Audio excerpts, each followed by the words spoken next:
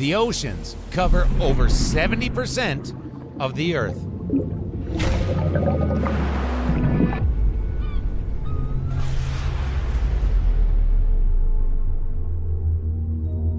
This is the 180th meridian. If you take a look at it from orbit, you will see almost no land. It seems that the whole hemisphere is a giant ocean. Yet our planet is called Earth, not water.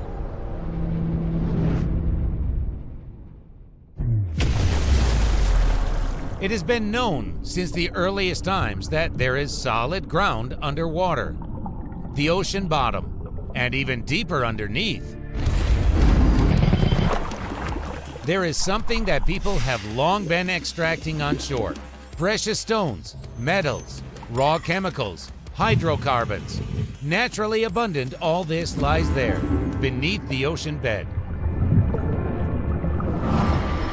This means that as soon as onshore mineral resources are depleted, people will have to, well, get their feet wet, dive deep into shelf waters.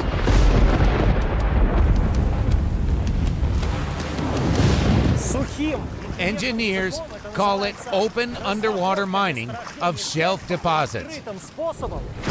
At first, of course, this was possible only in shallow water. But with each new decade, people are going deeper and deeper and deeper.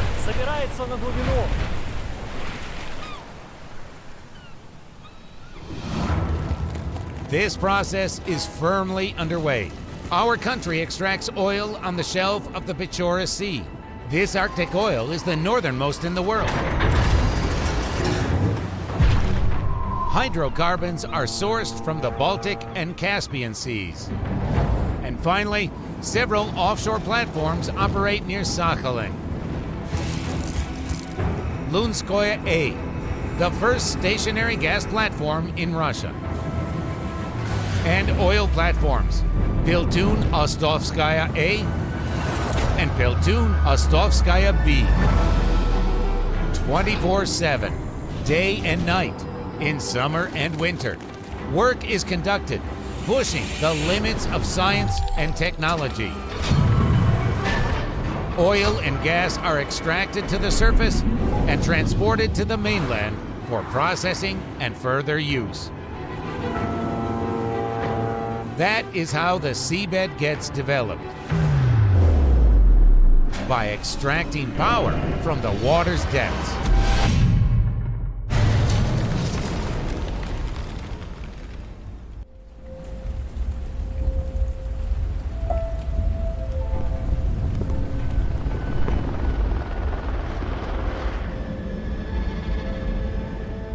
Offshore platforms like Lunskoye-A, or Lun-A for short, are more often reached by air rather than by sea.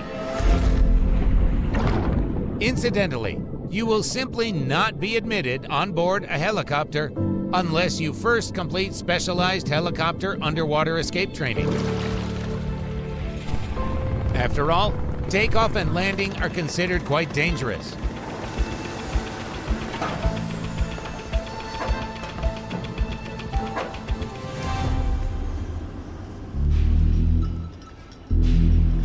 The platform itself is a full-fledged mini-city. Even after a week, you still lose your way around these tangled corridors, stairs, levels, and rooms.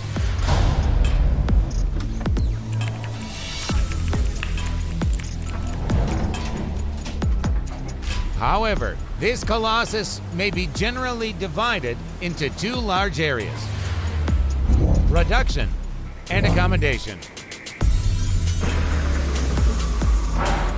The first area has everything for hydrocarbon production and platform operation.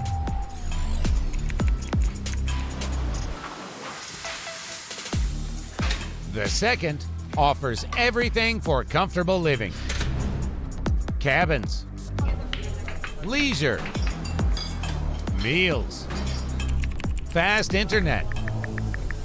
It seems that you are in a hotel on the mainland rather than on a reinforced concrete tech island in the open sea. On a sunny day, it seems like a stone's throw from the shore, but this feeling is misleading. In fact, it's 14 kilometers to the Sakhalin shore, and the distance from the highest platform point to the seabed is 152 meters, higher than the Great Pyramid, higher than Europe's tallest Ferris wheel, and just a bit shorter than the famous Zhukov Tower in Moscow. Particular interest is stirred by the platform supports, or in scientific terms, gravity-based structures. These are gigantic structures resting on the seabed, designed to withstand both the weight of the platform and the pressure of pack ice in winter, and even potential seismic loads. Moreover, each support is also a structure with internal spaces and communications. For example, the first support has seawater pumps. They desalinate water for further use on the platform. The third support has the main export pipelines for transporting gas to Sakhalin. The fourth one has embedded sewage system caissons. And the second support has wells for hydrocarbon production. In total, there are 1, 2, 3, in some 24 wells, each with a depth between 2,000 and 3,000 meters. The Lunskoye field, just like all the others, by the way, is not a single large cavity like a cave, but an area of scattered finely porous rocks like sandstone. Thus, wells are drilled down and in different directions to maximize the gas extraction area, and the distances are enormous. Some wells extend their reach as far as 9 kilometers away from the Lunskoye-A platform. But how are multiple holes made in the ground if the platform itself is stationary? The answer is obvious. The drilling rig is mobile. This means it can move left, right, forwards, and back. If we take a look at this whole thing from above, we can see that it moves inside a rectangle. And if we put this rectangle in a circle, we will get a cross-section of one of the gravity supports of the platform.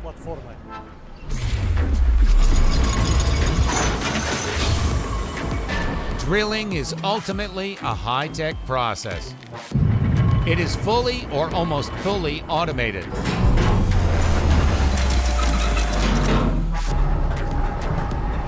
Mechanisms are operated from a protected operator's cabin. But the production of hydrocarbons is not just about drilling. Gas conditioning for future transportation to the mainland is no small task either. We are so used to pure gas at home that we have no idea what it looks like underground. Down there, it's a heck of a mix of methane, sand, produced water, and various impurities like condensate. Directing such natural gas to the main export pipelines is strictly forbidden. Pipelines can be damaged quickly if nothing is done, for example, with produced water in gas. Here is why. Gas flow in the pipelines is accompanied by the temperature fluctuating up and down. The pressure also fluctuates up and down. As a result, water vapor condenses into almost snowflakes that stick to the inner pipe walls in turn. Well, not into snowdrifts, though it looks similar, but into gas hydrate plugs, which clog the pipe tightly. One such clog means a full stop for gas production and transportation. Now then, in order to prevent this, natural gas is conditioned here on the platform. For example, by adding monoethylene glycol, a substance well known to drivers. Monoethylene glycol, or ethylene glycol, is an antifreeze agent.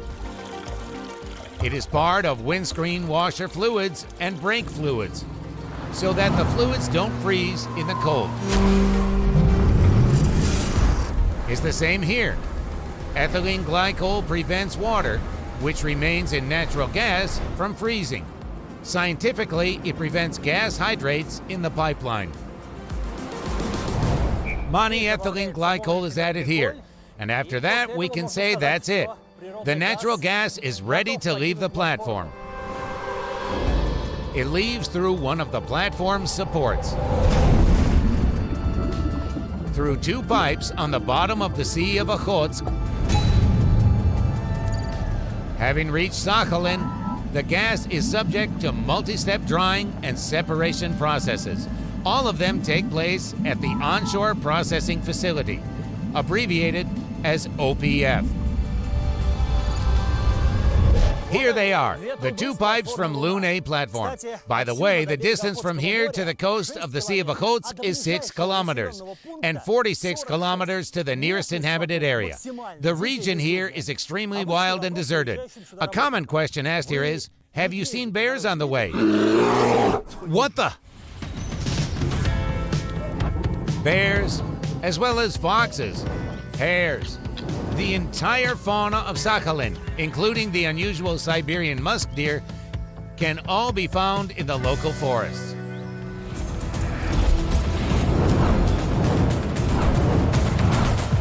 Built in such a place in just 4 years, the facility is a perfect example that the sky is the limit for people. Here's why. Nowadays, we can see what is practically a city, but initially there was just ordinary Sakhalin terrain here. Rather flat, hilly plain with abundant rivers, streams, and swamps, and of course no infrastructure at all.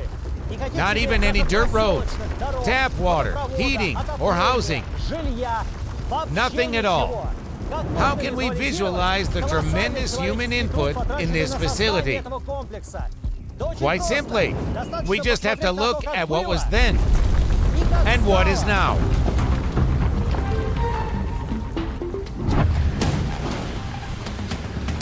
So, what is the purpose of the OPF?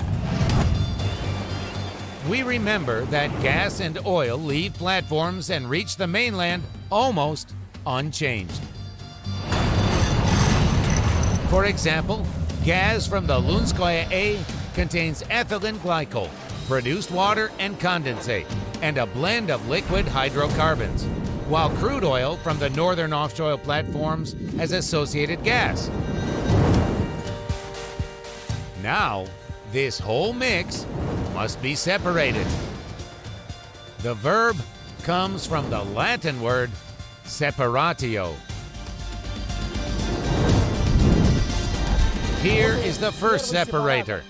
It is called a three-phaser here because it divides natural gas into 3 components: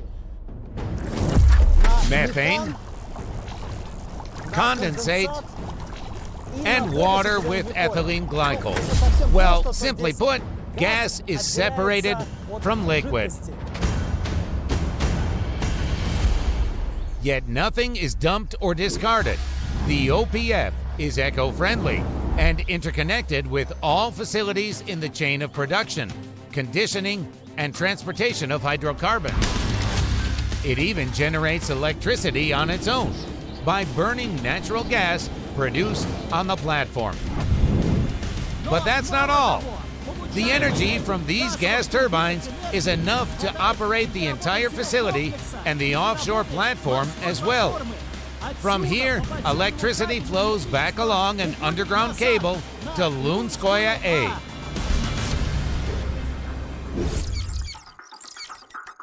This is an operations diagram of the whole OPF complex. Ethylene glycol is dewatered and directed back to the Lun-A platform for reuse. Condensate extracted from natural gas is blended with oil to form a single product. Purified from water, ethylene glycol and condensate, treated natural gas is fed into a separate pipeline. This is how the whole system works. But there's a catch.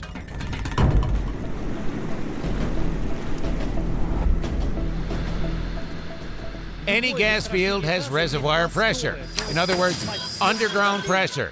For example, it is 110 bar in different wells for the Lunskoye-A field, while it can reach 115, 117, 120, even 125 bar for other ones, for now. But as gas is produced, reservoir pressure naturally decreases, and gas should be fed to the onshore facility at a pressure of at least 86.5 bar. What do we do in this case? The answer is to build another facility, an OPFC, compression station. It will be integrated into the OPF. This is the very place where the compression station is connected to the onshore processing facility by its main pipelines. That is, currently natural gas is supplied this way, directly to the OPF. And after the commissioning of the OPF compression station, the flow will be like this, getting the necessary pressure from the compression station compressors and then returning here and then to the onshore processing facility. At the heart of the OPF compression station are powerful gas compressor units. They will compensate for the drop in Lunskoye gas pressure. Literally, as the name of the station implies, compress it. In very simple words, the purpose of the OPF and the OPF compression station can be conveyed in 3 words: separate, compress, and feed.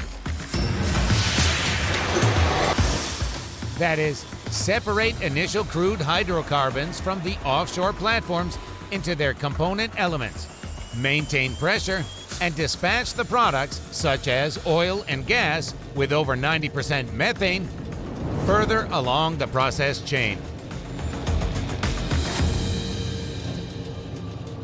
So the story ends where it began. Let us recall. Here are the gas pipes from the Lun-A platform. There is an oil and gas pipeline from the northern offshore platforms of Sakhalin. This is what is fed to the OPF. And literally a few meters away, there's the outlet. A pipe with oil to which condensate was added here, and a big yellow gas pipe. Well, Godspeed.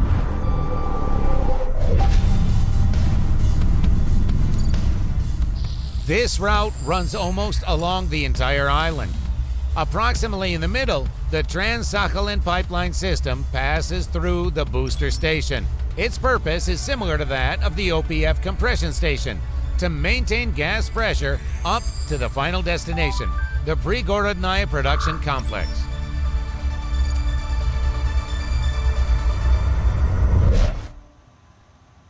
The pipeline emerges on the surface in the south of Sakhalin Island. And here, natural gas is subject to an incredibly unusual transformation.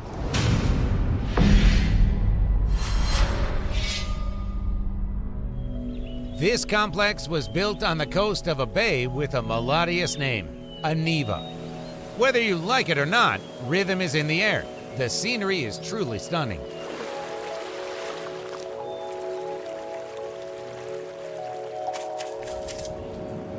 The bay is free of ice in winter, and therefore this is the perfect place for year-round oil and gas shipments. Oil is at first fed into these tanks, and then pumped onto sea tankers.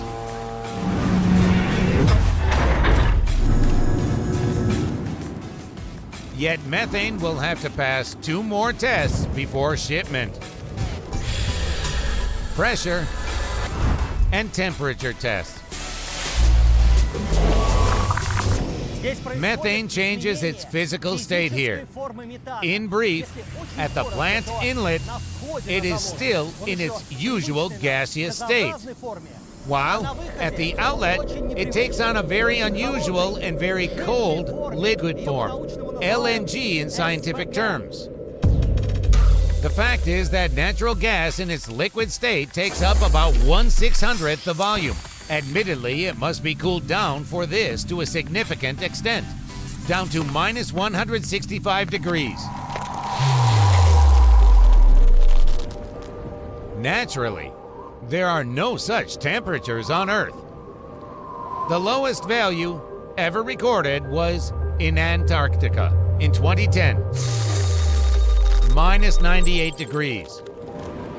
Climatologists say it might drop to minus 100 in deeper areas. However, that is not enough to liquefy gas.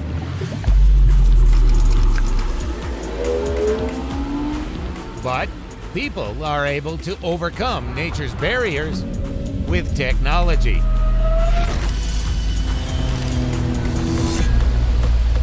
Day and night, this plant does what the climate of our planet is unable to do. It cools methane down to a cryogenic temperature at an industrial scale, making it liquid, and thereby reducing its volume.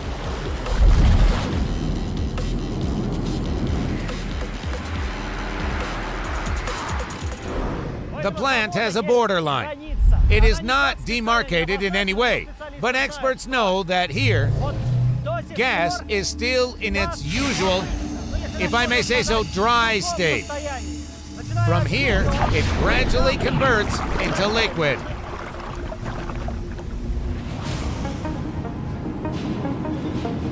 A logical question is, why do we need all this?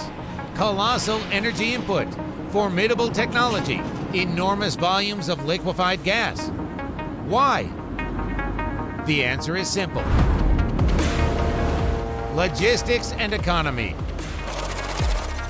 The more hydrocarbons one vessel can carry, the cheaper it is to transport. Methane gas compressed to 1/600th its original volume is very lucrative for shipping.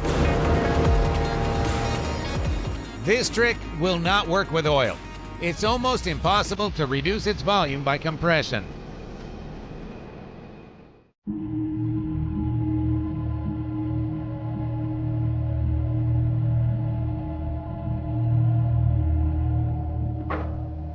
Probably, a non-expert might have a seemingly logical question.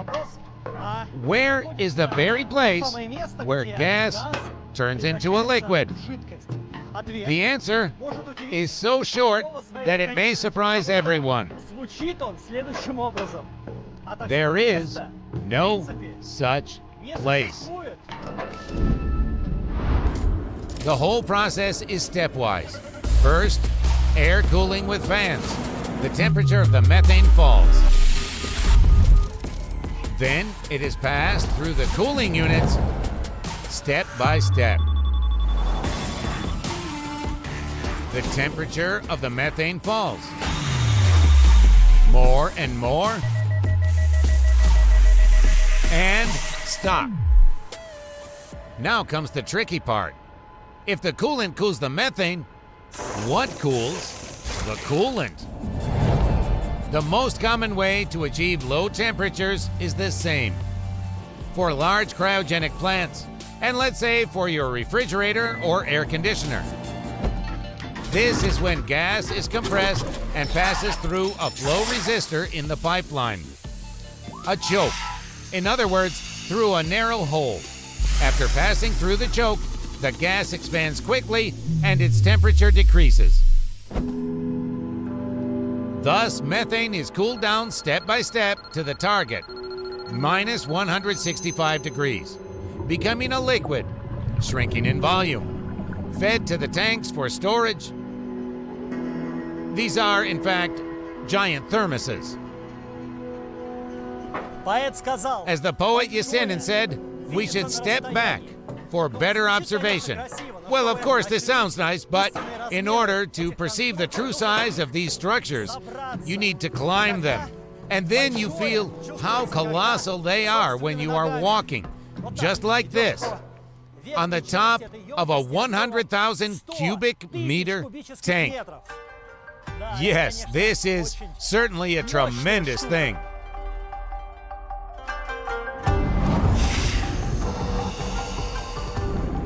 Afterwards, the liquefied natural gas just sits and literally waits on the weather until it is time for the final step. This 805-meter jetty is sometimes called the last link in the LNG chain. Well, it is more like an arterial road, with a very unusual vessel at the end, one that carries gas, a gas carrier. Gas carriers arrive at the Prigorodnoye production complex on average 15 times per month. And here is a question. What are these huge white spheres on the gas carrier? Well, it's clear they contain liquefied gas. Why are they shaped so? In fact, it is simple. A sphere is an efficient volumetric shape. Moreover, during sea shipment, the methane remains in a liquid, that is, supercooled state.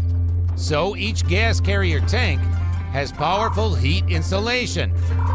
Right angles could reduce their effectiveness. Though, to tell the truth, there are different types of gas carriers. For example, some have tanks integrated into the enclosure. These are called membrane tanks. They also carry LNG to the Prigorodnoye production complex. And now, the final question. Why such a large effort? Such a lengthy route for carbohydrates, through thick ground and deep water up to the platform, along pipelines to the coast of Sakhalin, extremely complex drying and separation processes, transportation throughout the entire island, and a no less labor-intensive cooling and liquefying process. What for? Essentially, all this is for energy liberation.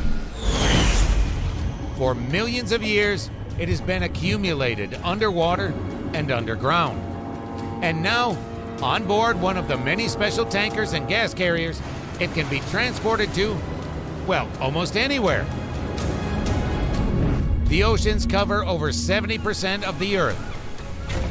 But if water used to be a barrier to hydrocarbon extraction, now it facilitates hydrocarbon transportation to people all over the world for warmth and comfort.